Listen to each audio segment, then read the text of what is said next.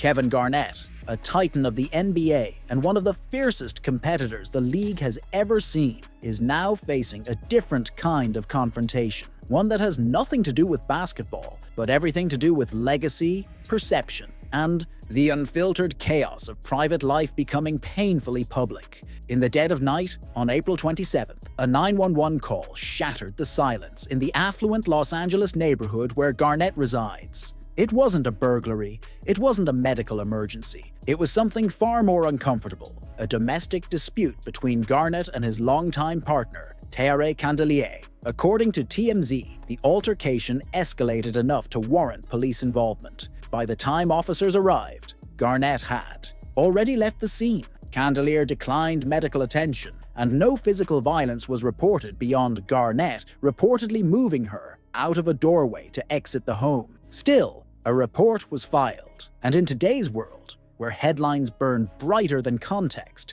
that alone can be career-shifting. But let's not sugarcoat it, this wasn't just a disagreement. This was a boiling point, and the timing couldn't be worse. Garnett, now 48, has been slowly transitioning from iconic player to cultural symbol. He's built a brand around raw intensity, authenticity, and a refusal to be silenced. But when that fire spills off the court, the public quickly forgets the rings, the accolades, the Hall of Fame speeches. All they see is the headline. Kevin Garnett, domestic dispute, police called. That's it. That's the narrative now. That's what sticks. And while the couple has since released a carefully crafted statement expressing regret, love, and a commitment to moving forward, the damage in some circles has already been done. Because in the age of instant judgment, there's little room for nuance. You're either innocent or guilty, hero or villain. There's no middle ground when public opinion is the judge and social media is the jury. But here's the part that no one wants to say out loud. Why are we so quick to ignore the volatility that made Garnett a legend, now that it's surfaced? Off the court, this is a man who built a career on fire and fury, who snarled, screamed, head-butted stanchions, and treated every possession like war. He was never polished. He wasn't meant to be. That same edge that led the Celtics to a championship, the same edge that made him the emotional centerpiece of one of the most dominant defenses in league history, was never going to switch off just because the jersey came off. So is this incident a red flag, or just a byproduct of a personality we've lionized for decades? And if so, where's the line between passion and volatility, between control and chaos, between leadership and intimidation? This event doesn't exist in a vacuum. It raises real questions, not just about Garnett, but about how we define masculinity, aggression, and heroism in professional athletes. Do we only love their intensity when it wins games?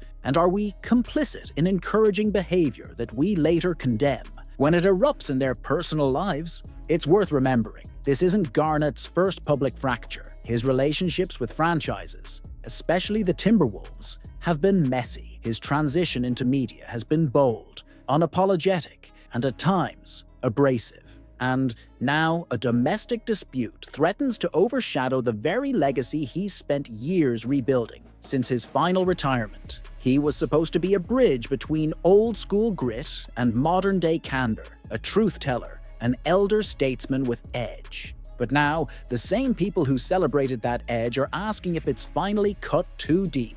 And there's another layer to this that goes largely unspoken. What happens when basketball no longer provides the outlet? The court was Garnett's therapy, his sanctuary. Without it, where does all that fire go? Is Kristaps Porzingis hiding in plain sight? Or is the Celtics' most underrated weapon quietly sacrificing his stardom for a greater cause? As the Boston Celtics prepare to clash with the New York Knicks in what many are calling a formality of a second-round series, a deeper, more unsettling truth is bubbling beneath the surface. This isn't just about matchups or momentum. It's about identity, ego, and the kind of sacrifices that don't show up in the box score. Kristaps Porzingis, once heralded as a unicorn, now finds himself playing a role that borders on invisible. At times, not because his game has diminished, but because he's willing to disappear for the system to shine. And in an era where most stars scream for the spotlight, that silence speaks volumes. I think people don't realize, Porzingis said before Game 1, and he's right, most people don't. Most people don't see how a player who was once the face of a franchise is now functioning like a role player. They don't see the constant recalibration it takes for a 7.3 stretch 5, who once averaged 23 a night in New York, to now float in the background of a team packed with scorers. They don't see the shots he doesn't take, the possessions where he sets screens instead of calling for post-ups, the cuts he makes without ever expecting the ball. They don't see what he gave up to win, and maybe that's the problem. Porzingis could be putting up all-star numbers on half the teams in the league, but in Boston, he's barely talked about. Not because he's irrelevant, but because he's sacrificed so effectively that people forget who he really is. He knows it, he feels it, and he hinted at it. Take this player and you put him on a different team, and everybody will be like, "Oh my god, this guy's incredible," Porzingis said. It wasn't arrogance, it was frustration laced with truth. He's not wrong, and deep down, everyone knows it. But here's the catch. His willingness to downshift may have helped Boston become the juggernaut it is. And yet, it might also be Boston's Achilles heel. Why? Because this version of Porzingis, the minimized, optimized, system-integrated version, might not be enough in a war of attrition like the NBA playoffs. The Celtics need more than just role-playing stars. They need killers. They need mismatches. They need chaos creators. And Porzingis, in his true form, is all of that. So the real question becomes, has Boston asked him to sacrifice too much? Injuries aside, the numbers postseason haven't been kind. He's shooting just 35.2% overall, a jaw-dropping 11.8% from 3. That's not just a slump. That's a player unsure of his place, hesitant, second-guessing, and that hesitation is poison in the playoffs. The Celtics are deep, yes, but depth is not dominance. When the game slows down and stars must take over, you don't win with balance. You win with boldness. And unless Porzingis is unleashed, not as a decoy, but as a focal point, Boston risks neutralizing one of its most unique weapons. The sad irony? He's sacrificed so well that people no longer expect him to be dominant. And that may be the biggest insult of all. But here's the twist no one wants to talk about. What if Porzingis doesn't want to be unleashed? What if, after years of injuries, front office chaos, and shattered expectations, he's simply found peace in being just a piece? Is that maturity, or is it resignation? And if it's the latter, can a player operating with a half-lit fire really carry you through the Eastern Conference gauntlet? This is where things get uncomfortable. Imagine a scenario where the Knicks, Porzingis' former team, punch Boston in the mouth with their physicality. Tatum struggles under the weight of OG Anunoby. Jaylen Brown faces double teams. These offense stalls. Suddenly, all eyes turn to Porzingis. But what version of him will answer? The one who was once known as the unicorn? Or the one who's been hiding in the shadows, making the quiet, unglamorous sacrifices that championship teams supposedly need? The Celtics claim their chemistry is bulletproof. But even the strongest bonds get tested when sacrifice doesn't. Yield reward. And if Porzingis doesn't erupt soon, or worse, doesn't want to, Boston's title dreams could fade not with a bang, but with a quiet surrender. Is Jayson Tatum about to meet his kryptonite? The Boston Celtics may be charging into the second round of the NBA playoffs with the swagger of a top seed, but there's a storm forming on the horizon, and it's wearing orange and blue. The New York Knicks aren't just another obstacle on Boston's title path. They might hold the one thing no other team has, a legitimate way to make Jayson Tatum look human. Yes, Boston dominated the Knicks in the regular season.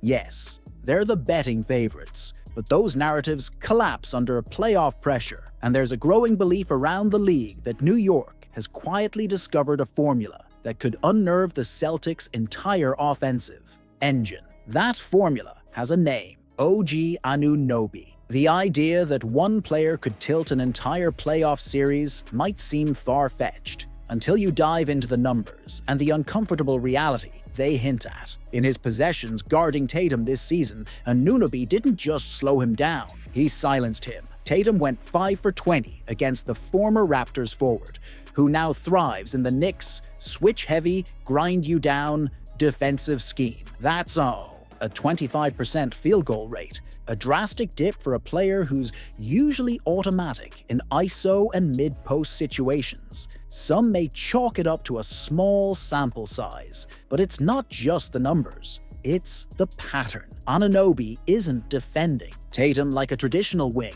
He's disrupting rhythm, taking away space early, and forcing him into contested, awkward pull-ups. And here's the unsettling part for Celtics fans. This isn't an outlier. Anunoby has made a career of giving nightmares to elite wings. From Kawhi to KD, Tatum, as brilliant as he is, has shown signs of discomfort against defenders who can match his length, timing, and physicality. He's at his best when he can manipulate slower or shorter defenders. Anunoby gives him neither advantage, and in a 7-game series where each possession is scrutinized, this matchup could be more than just a subplot. It might be the storyline. And here's the spiciest take no one wants to say out loud. If Tatum struggles, Boston's offense might crumble faster than expected. The Celtics have offensive depth, no doubt, but that depth is built on the foundation of Tatum bending defenses. When he draws doubles, Jaylen Brown feasts. When he creates collapse,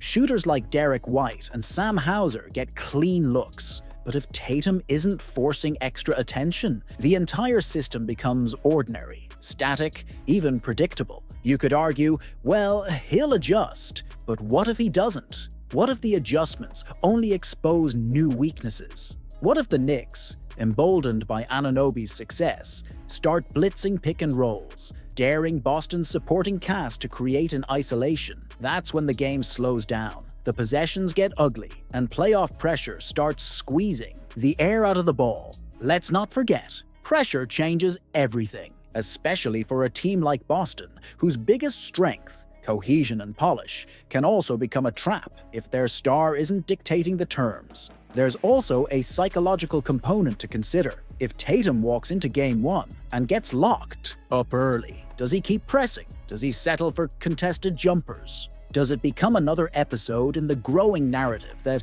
in key playoff moments, he still vanishes for stretches? On the flip side, what happens if Anunoby completely dominates the matchup in the first 2 games? Does Joe Mazzulla have the courage to alter the offense, maybe move Tatum off ball, run him through more screens, or give Jaylen Brown the offensive reins for stretches? That sounds simple, but making that call in the crucible of the playoffs is a coach's nightmare. And here's the uncomfortable reality that Celtics fans may not want to entertain. If Tatum underperforms, it won't just affect this series. It could shake the entire narrative around Boston's championship window. A second-round exit after a dominant regular season would raise questions about roster construction, mental toughness, and whether Tatum can truly be the guy when it matters most.